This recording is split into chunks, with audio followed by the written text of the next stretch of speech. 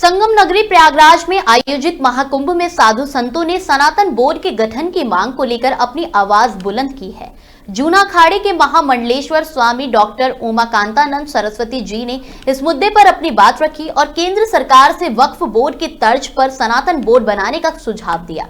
स्वामी उमाकांतानंद सरस्वती ने कहा कि जैसे वक्फ बोर्ड का गठन किया गया था, उसी तर्ज पर सनातन बोर्ड भी बनना चाहिए। उनका मानना है कि ऐसा बोर्ड गरीब, कमजोर और जरूरतमंद हिंदुओं की आर्थिक, सामाजिक और शैक्षिक स्थिति को मजबूत करने में मदद कर सकता है। उन्होंने इस विचार का समर्थन करते हुए कहा कि महाकुंभ में साधु संतों ने भी इस प्रस्ताव पर अपनी सहमति दी है और इस विषय पर गंभीर चर्चा की है। स्वामी जी ने बताया कि केंद्र सरकार ने देश भर में वक्फ बोर्ड के संचालन के लिए राष्ट्रीय वक्फ काउंसिल का गठन किया है और फिर राज्य स्तरीय वक्फ बोर्ड भी बनाए गए हैं। उन्होंने कहा, अगर वक्फ बोर्ड की तरह सनातन बोर्ड का गठन किया जाता है तो इससे हिंदू समाज के गरीब और लाचार वर्ग को बहुत लाभ होगा।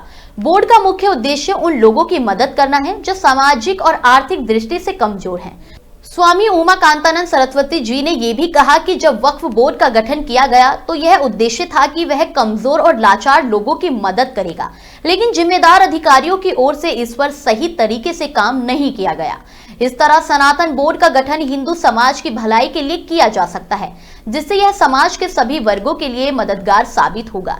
स्वामी जी ने केंद्र सरकार से अनुरोध किया कि इस मुद्दे पर विचार करते हुए सनातन बोर्ड का गठन किया जाए ताकि समाज के गरीब, शोषित और लाचार वर्ग को उचित मदद मिल सके। इसमें देखिए, जैसे मोहन भागवत जी ने कहा हर जगह खुदाई की जरूरत नहीं, तो खुदाई की जरूरत तो हर जगह नहीं है, लेकिन ये सब सर्वविदित है कि आक्रमण हुआ, लुटेरे आए, धर्म परिवर्तन किया गया, मंदिर तोड़े गए, मंदिरों के ऊपर मस्जिद के गुंबद बन गए।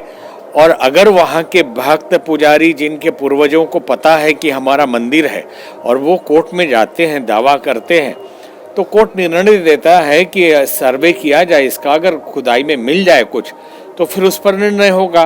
तो ये तो सेकुलर राष्ट्र है और प्रजातंत्र है, तो सबको कोर्ट जाने का अधिकार है और ये निर्णय कोर्ट को करना है कि वो सर्वे करा रहा है या नहीं करा रहा है। ये जनता का विषय नहीं है। केवल किसी को संत बनने में कोई दिक्कत नहीं है, और संत जब बनते हैं तो पहले दिन ही ऋषि मुनि नहीं हो जाते हैं। संन्यास लेते ही गेरुआ तो मिल जाता है, लेकिन वो तो केजी क्लास में एडमिशन लिया है अभी। एक दूसरा, उत्साह में और धर्म की भावना में बढ़ के जो कलाकार हैं और ये लोग भी आते हैं, जो मार्केट में आप देखेंगे गायत्री मंत्र लिखा हुआ, अंबानी जी की पत्नी ने पहना था अपनी शादी में गायत्री मंत्र की साड़ी, कोई नहीं आवाज उठाया। ओम नमः शिवाय और धार्मिक राम नाम के कुर्ता और बिक रहे हैं मार्केट में, तो ये सब भी उचित नहीं है उस हिसाब से देखे धार्मिक दृष्टि से।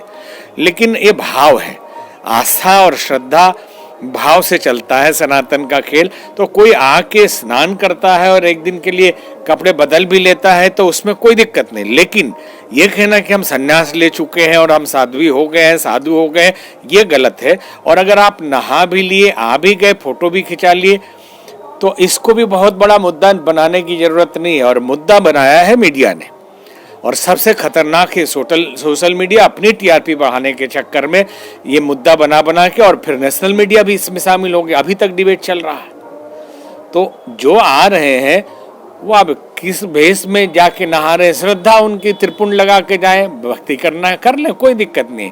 लेकिन ये कोई बोले कि नहीं हम सन्यासी हो गए हैं, नहीं हम धर्म से जुड़ रहे हैं, ठीक है। सन्यासी शब्द बहुत अलग चीज है, ये बहुत त्याग बलिदान के बाद बना जाता है। श्राद्ध तर्पण 7 पीढ़ी का माँ बाप दोनों तरफ से करके अपना श्राद्ध तर्पण पिंडदान करके बनता है। तो हमने जो न्यूज देखे उसमें किसी ने कहा नहीं कि हम सन्यासी हो गए हैं, बस आए हैं गुरुओं का आशीर्वाद लेने आए हैं और श्रद्धा भाव से हमने गेरुआ पहन लिया उस दिन नहान में। अब इसको झूठ मूठ का मुद्दा बनाकर, क्योंकि टीआरपी के लिए मुद्दे कम दिखाई दे रहे हैं।